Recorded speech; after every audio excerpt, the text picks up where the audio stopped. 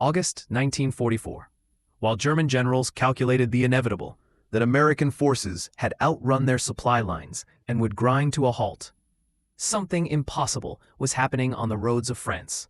6,000 trucks, headlights blazing in defiance of every military doctrine, were racing eastward in an endless convoy.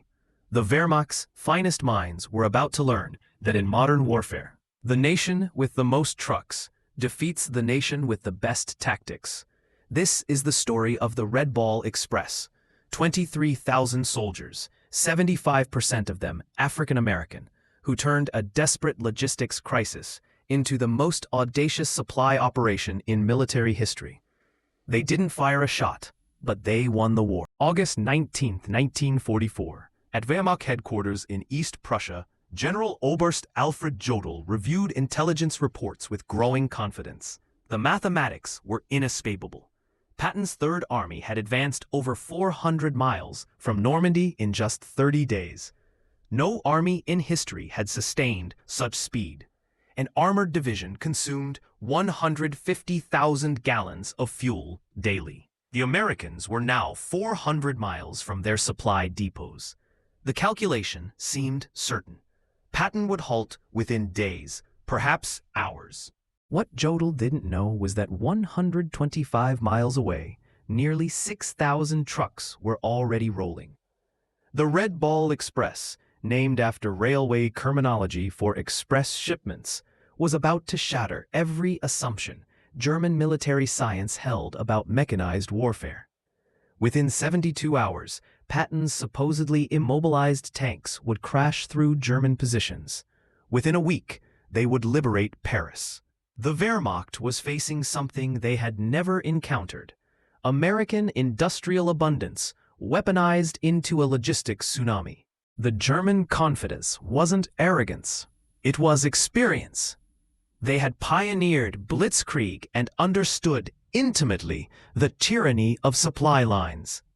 Their own campaigns in Russia had stalled, not from Soviet resistance initially, but from the inability to supply forces across vast distances. German trucks broke down on Russian roads. Horse-drawn wagons, still 80% of German transport, couldn't match the speed of panzer spearheads. They assumed Americans faced the same physical laws. General der Panzertruppen Heinrich von Luttwitz wrote in July 1944, "The Americans faced the same logistical impossibility we faced in Russia. Machines require fuel, ammunition, parts. They have advanced 400 miles in 30 days. History teaches us what comes next: paralysis." German intelligence meticulously tracked American consumption rates. A Sherman tank burned half a mile per gallon. An infantry division required 700 tons of supplies daily. An armored division needed 1,000 tons. Patton commanded 12 divisions, advancing on a 60-mile front. The mathematics seemed irrefutable. 12,000 tons daily, transported 400 miles over damaged roads through a network the Germans had systematically destroyed during their retreat. Even with unlimited trucks and perfect roads, which the Americans didn't have, sustaining Patton's advance seemed physically impossible. They were about to discover how wrong brilliant men can be when they underestimate American audacity. August 25, 1944. At a requisitioned French chateau near Laval, Lieutenant Colonel Lauren Ayres faced skeptical officers with an audacious plan. Traditional supply methods had collapsed under the strain of Patton's breakneck advance. Ayres announced, "We're going to create a one-way highway from the beaches to the front lines. Every vehicle will run 20 hours out of 24. We'll move 12,500 tons daily minimum." The technical specifications defied German doctrine. 2 parallel one-way highways, 24-hour operations with headlights blazing, no stops except for fuel and emergencies, 5-minute convoy intervals maintaining 35 miles per hour average speed. Mobile maintenance units every 50 miles would keep the operation flowing. Any vehicle dropping below 25 miles per hour would be removed from the route. Colonel Charles Thrasher reviewed the numbers. We need 140 truck companies, nearly 6,000 vehicles operating at 90% availability.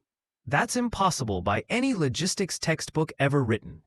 Within 36 hours, the impossible was operational. On August 26th, drivers from the 3916th Quartermaster Truck Company climbed into their GMC CCKW 2.5-ton trucks, nicknamed Deuce and a Half, loaded with artillery shells bound for Patton's guns 300 miles east. The demographic composition would have stunned Nazi racial theorists. Approximately 75% of the 23,000 drivers were African-American soldiers serving in a still segregated army. These men, who couldn't eat in white restaurants back home, were keeping the most celebrated general's army in motion. The drivers created their own culture within hours. They painted slogans on their trucks. Patton's Blood Bank, Hitler, Here We Come, Detroit to Berlin Express. They developed traffic rules that violated every military procedure. Slower vehicles pulled off immediately, mechanical failures were pushed into ditches. Any truck below 20 miles per hour was a roadblock to be eliminated. African-American soldiers of the Red Ball Express loading supplies. By August 28th, German reconnaissance units began reporting something unprecedented. Units from Aufklärung 116 radioed, continuous vehicle column, headlights visible for 20 kilometers. No spacing, no blackout discipline. Estimate 1,000 vehicles per hour. Americans have abandoned all military precautions. This violated everything German doctrine taught. Headlights invited air attack. Continuous columns presented perfect artillery targets, yet the Americans seemed unconcerned. General Lieutenant Edgar Feuchtinger, commanding 21st Panzer Division, personally observed the Red Ball Express and reported with growing alarm. The enemy operates a supply system beyond our comprehension. Vehicles pass at 30-second intervals, day and night, without pause. They don't hide, don't disperse, don't follow any rules we understand. It's mass production applied to warfare. The statistics achieved by the Red Ball Express shattered German calculations. First week alone, 89,939 tons delivered. Daily average, 12,848 tons. Round-trip distance, 686 miles. Vehicle rotations, nearly 6,000 trucks making 1.5 trips daily. German logistics specialists captured these figures from American documents and dismissed them as propaganda. But the numbers were real and accelerating. By September 5th, the Red Ball had established a rhythm that seemed impossible to German officers who still relied on horse-drawn wagons for 80% of their transport. Convoys departed every 5 minutes. Average convoy, 67 vehicles. Load per vehicle, 5 tons standard, 7 tons frequent overload. Time to cover 350 miles one way, 14 hours. Turnaround time at each end, 2 hours. Vehicles in constant motion at any moment, 5,000. The operation generated innovations hourly. When trucks broke down, approximately 1,800 daily, mobile maintenance units performed roadside repairs. Mechanics developed a triage system. 15 minutes to fix or push it off the road. Parts were cannibalized from vehicles deemed unrepairable. Engines were swapped in 45 minutes using mobile cranes. When designated routes became congested, drivers improvised. They commandeered French buses, borrowed German vehicles and painted them olive drab, built bypasses around destroyed bridges using rubble as roadbed. The Germans, observing chaos that somehow produced order, couldn't comprehend it. The most stunning revelation was fuel management. The Red Ball Express consumed 300,000 gallons daily just for its own operations, more than many German armies received for all purposes. Yet fuel never ran short. The Americans had created Operation Pluto, pipelines under the ocean laying fuel lines across the English Channel. Forward fuel dumps every 25 miles ensured no vehicle waited more than 10 minutes for refueling. General Major Walter Warlimont observed, "The Americans have fuel dumps larger than our entire strategic reserves." They burn more gasoline moving gasoline than we allocate to entire panzer divisions. This isn't war as we understand it. It's industrial overflow. The Red Ball Express didn't just supply Patton's advance, it multiplied its speed exponentially. German doctrine calculated that armored divisions could sustain 20 to 30 miles daily under optimal conditions.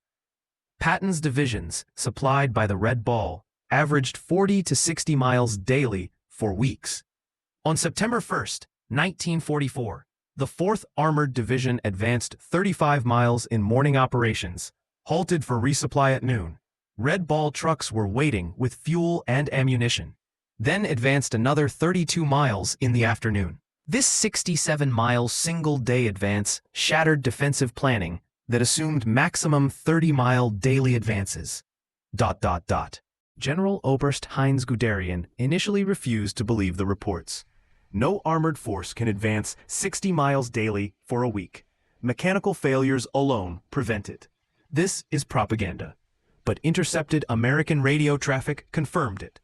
More disturbing, Americans broadcast their positions openly without code, supremely confident in their ability to move faster than Germans could react.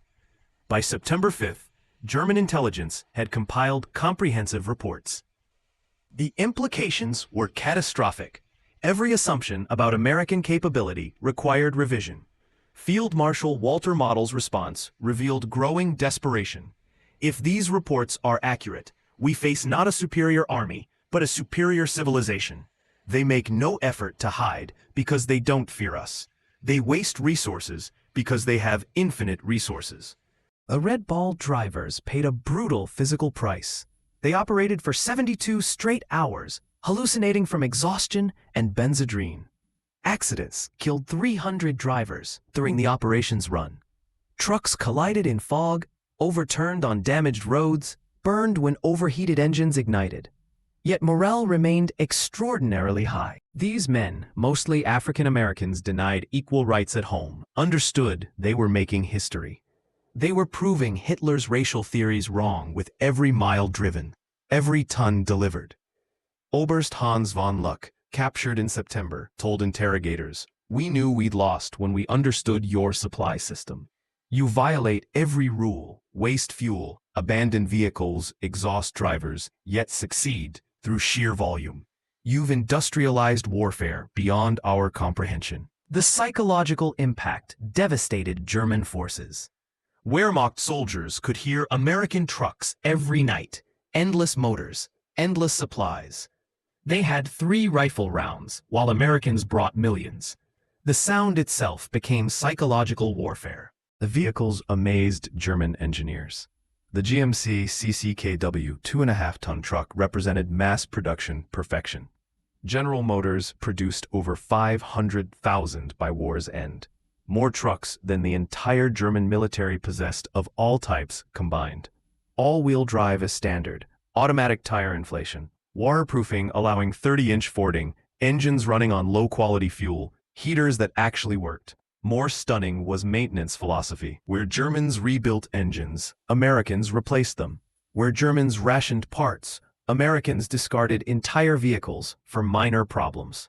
As the front moved east, the Red Bull adapted with speed that stunned German planners. When the original route became insufficient, Americans created extensions overnight.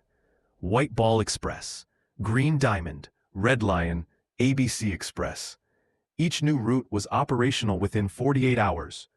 German staff officers required weeks to plan similar operations.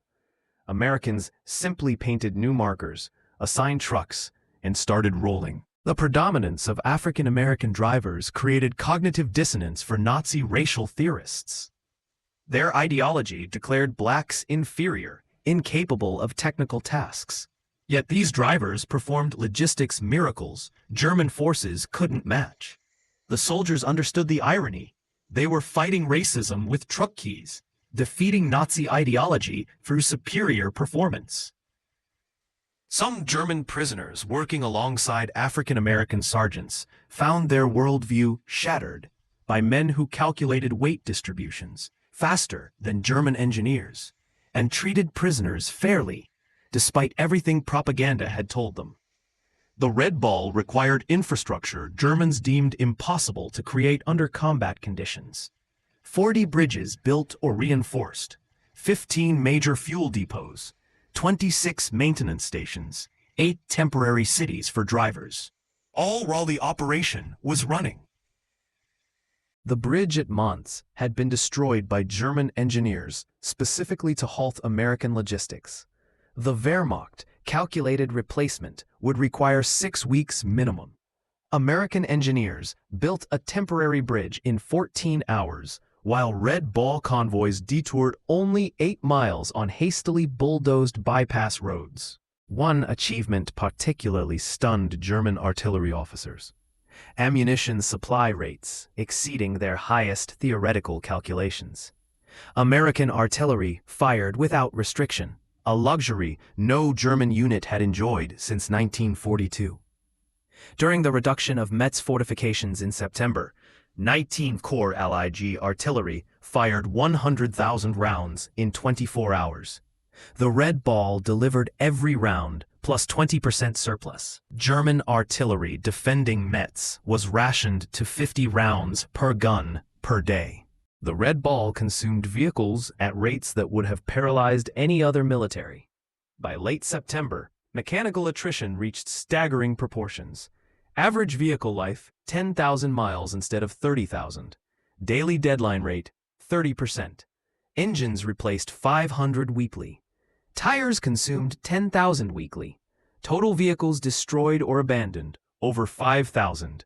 Yet the operation never slowed. Ships arrived weekly at French ports carrying hundreds of new trucks. They had achieved something Germans thought impossible: logistics faster than consumption. French civilians along the route witnessed American abundance contradicting years of German occupation's scarcity. Red Ball drivers, particularly African Americans, often shared rations with civilians, despite regulations. Every stop, children gathered and drivers gave them chocolate, cigarettes, soap. The contrast with German occupation was stark. German intelligence reported, French civilians now believe American victory inevitable. They cite the truck convoys as proof. Resistance activity has increased 400% along Red Ball routes. In early September, the Red Ball faced its greatest challenge. Patton's Third Army had advanced so far that round trips now exceeded 700 miles. Drivers were collapsing, vehicles disintegrating. German intelligence detected the strain. General der Panzertruppen, Hasso von Manteuffel, reported September 8th. American supply lines show signs of collapse. Convoy intervals have increased from 5 to 15 minutes. Vehicle speed has decreased. This is our opportunity.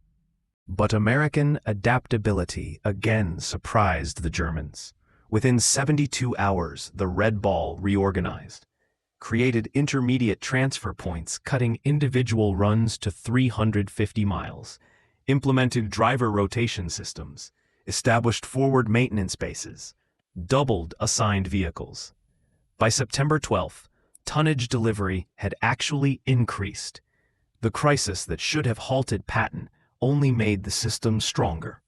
Supplementing the Red Ball, Americans implemented another solution Germans deemed impossible: large-scale aerial supply. C-47 transport aircraft began delivering critical supplies directly to forward units. On September 16th, Wehrmacht observers counted 900 transport flights, delivering 2,700 tons. The Luftwaffe at its peak had managed 300 tons daily to Stalingrad and considered that maximum effort. Americans used transport aircraft like trucks, assumed losses, and overwhelmed them with numbers. The Red Ball operated under command principles that violated German military hierarchy. Junior officers made decisions reserved for generals in the Wehrmacht. Sergeants commanded operations larger than German colonels managed. This decentralization baffled observers. American logistics operated without apparent central control, yet achieved efficiency the Wehrmacht couldn't match with rigid hierarchy. By October 1944, advancing railheads began reducing red ball requirements. The operation, supposed to last 10 days, had continued 82 days, delivering 412,000 tons over 122 million ton-miles. Field Marshal Model wrote in his final report, "We were not defeated by American tanks or planes primarily. We were defeated by American trucks." The Red Ball proved that in modern war, logistics is strategy. The final statistics defied every German calculation. 82 days of operation, 412,000 tons delivered, 222 million ton-miles, nearly 6,000 vehicles average, 23,000 total drivers, 700,000 gallons fuel consumed daily, 40,000 tons ammunition delivered to Patton alone, 15 million rations transported. Reviewing these figures in captivity, German officers admitted they had calculated American logistics based on European precedent, multiplied their best performance by 3, and assumed that was American maximum. They were wrong by a factor of 10. Beyond tonnage and distance, the Red Ball destroyed German faith in their own superiority. Wehrmacht officers, who had dismissed Americans as soft, watched them achieve logistics miracles through determination and industrial abundance. German prisoners stood silent at camp fences, counting passing Red Ball trucks. Some wept. They understood what it meant. Not just that Americans could supply their armies, but that they could waste more than Germans could produce. They were watching their worldview collapse, one truck at a time. The operation forced an unexpected reckoning within the American military. Its success depended overwhelmingly on African American soldiers still segregated, denied equal treatment, barred from combat roles. General Eisenhower, visiting Red Ball operations in September, witnessed the contradiction. His aide recorded, "The general stood watching colored drivers who'd been at it for 20 hours straight. He said, 'These men are winning the war as surely as any infantry. We need to reconsider many things.'"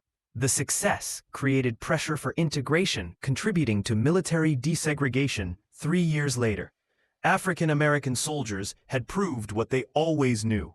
Given tools and opportunity, they would match anyone. The Red Ball was their combat, and they won it decisively. German racial theorists struggled to explain the contradiction. SS publications simply stopped mentioning American logistics. The evidence was too overwhelming to deny, too damaging to acknowledge. German military engineers studied Red Ball operations intensively after the war. The lessons revolutionized logistics thinking worldwide. Volume overcomes inefficiency. Mechanical redundancy eliminates vulnerability. Decentralized execution enables speed. Standardization multiplies capability. Human endurance has limits higher than assumed. General Franz Halder, former chief of German General Staff, wrote in 1950, "The Red Ball Express proved logistics determines strategy, not vice versa. Americans understood this.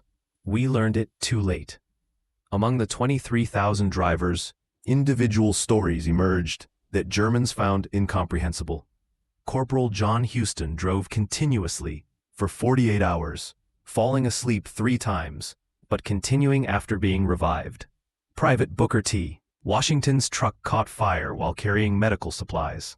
Instead of abandoning it as procedure required, he drove the burning vehicle 2 miles to a field hospital, jumping out as flames reached the cab. The supplies saved wounded soldiers from both armies. These stories revealed American military culture, individual initiative, calculated risk-taking, mission accomplishment over regulatory compliance. Desperately, Germans attempted their own version during the Battle of the Bulge. The effort failed immediately. German drivers couldn't maintain American speeds. Mechanics couldn't repair American equipment fast enough. Fuel supplies couldn't sustain consumption rates. Most fundamentally, Germans couldn't replicate the American attitude of unlimited resources. Oberstleutnant Scorzini reported, "We captured 50 American trucks. Within a week, 30 were deadlined. Americans would have replaced them. We tried to repair them. That difference explains our defeat. The winter of 1944 to 45 provided the ultimate test. Freezing rain, snow, and ice should have stopped wheeled transport. German doctrine stated wheeled logistics became impossible below -10 degrees Celsius. Yet, the red ball continued. Drivers wrapped chains on tires, poured alcohol in radiators, kept rolling. Speeds dropped from 35 to 15 miles per hour, but tonnage delivery continued. German observers reported ice-covered convoys moving through blizzards that had stopped panzer divisions. In May 1945, captured German logistics officers studied red ball operations for historical records.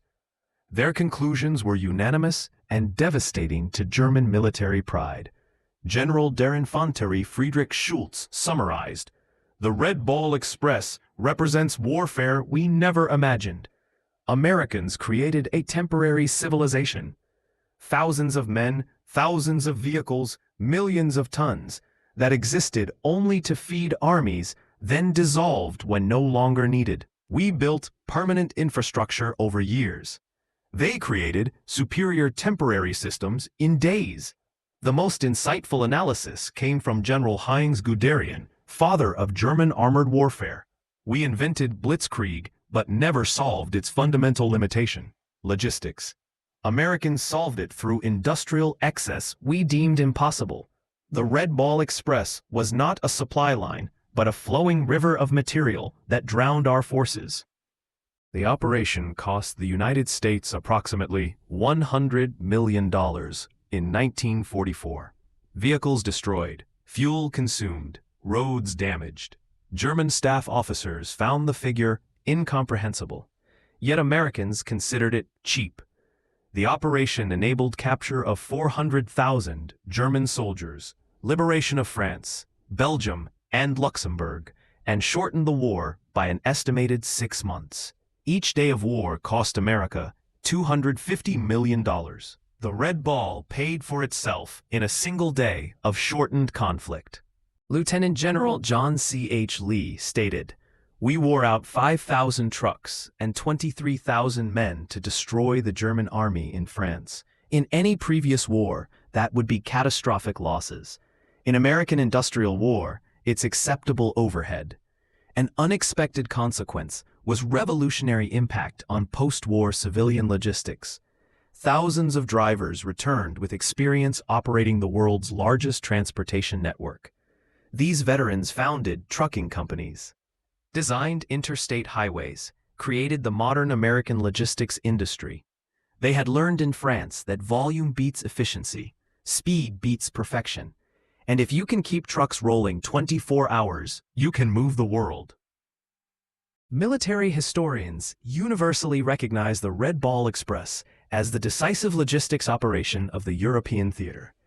Without it, Patton's advance stops, Paris falls weeks later, German forces successfully establish winter defensive lines.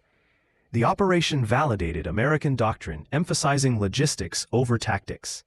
While German officers studied Clausewitz and battlefield maneuver, Americans studied Detroit assembly lines and railroad timetables. On September 15, 1944, Field Marshal Gerd von Rundstedt, Supreme German Commander in the West, received comprehensive intelligence on the Red Ball.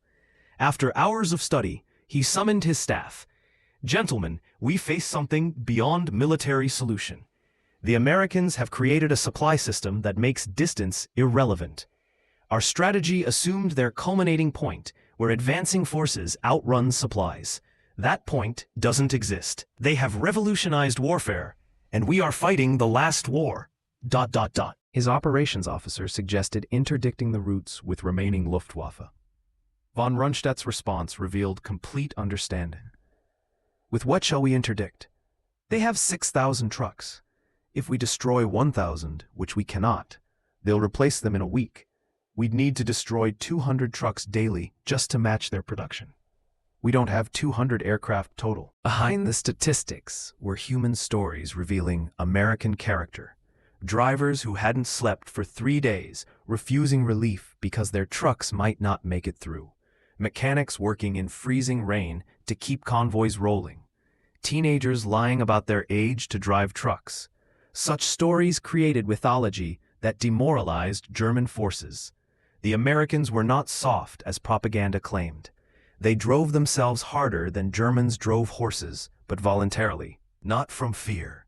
This made them more dangerous than doctrine had understood. The Red Ball became unintentional propaganda more powerful than any planned operation. German soldiers could hear the convoys at night, endless streams of motors that never stopped. The sound itself became psychological warfare. German units reported hearing ghost convoys that demoralized troops as effectively as actual logistics. The knowledge that Americans had unlimited supplies while Germans rationed their last ammunition created despair, undermining combat effectiveness. American psychological warfare units recognized the impact and began broadcasting truck engine sounds toward German lines when actual convoys weren't present. German units reported these phantom convoys as real, demonstrating the psychological damage inflicted. In November 1944, with rail lines partially restored, the Red Ball was officially discontinued, but its methods had revolutionized military logistics permanently. The concept of continuous, high-volume, wasteful but effective supply became American military doctrine. The final innovation was dissolution speed. The massive operation, 23,000 men, 6,000 vehicles, hundreds of installations, disappeared in 72 hours. Troops reassigned, vehicles redistributed, routes returned to civilian use. Germans required months to create smaller operations and years to dissolve them. Americans built what they needed, used it, discarded it, and built something better. When German generals surrendered in May 1945, many cited the Red Ball specifically as demonstrating hopelessness of continued resistance. General von Manteuffel stated at interrogation, "When we understood your logistics capacity, we knew the war was lost. You could supply armies faster than we could destroy them. The Red Ball Express was a weapon against which we had no defense." Field Marshal Albert Kesselring, among Germany's most competent commanders, was asked what most surprised him about American forces. His answer, "Not your tanks, not your planes, but your trucks. The Red Ball Express showed us that you had militarized your entire society's production capacity. We were fighting your factories, not just your soldiers." In 1994, on the 50th anniversary of D-Day, the United States Postal Service issued a commemorative stamp honoring the Red Ball Express. The ceremony recognized the operation that had been overshadowed by combat but proved equally decisive. Veterans who attended spoke of pride in proving American industrial might and individual determination could overcome any obstacle. They had driven through exhaustion, mechanical failure, weather that stopped armor.